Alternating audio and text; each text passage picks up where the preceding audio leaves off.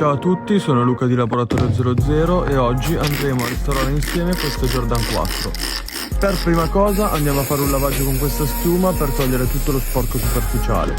Dopodiché laviamo l'interno della scarpa.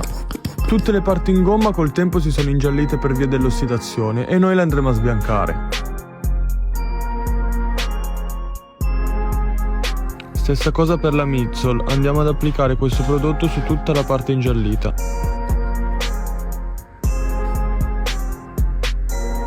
Subito dopo andremo a mettere la scarpa dentro questa camera che riflette raggio V. Questo procedimento sbiancherà la suola.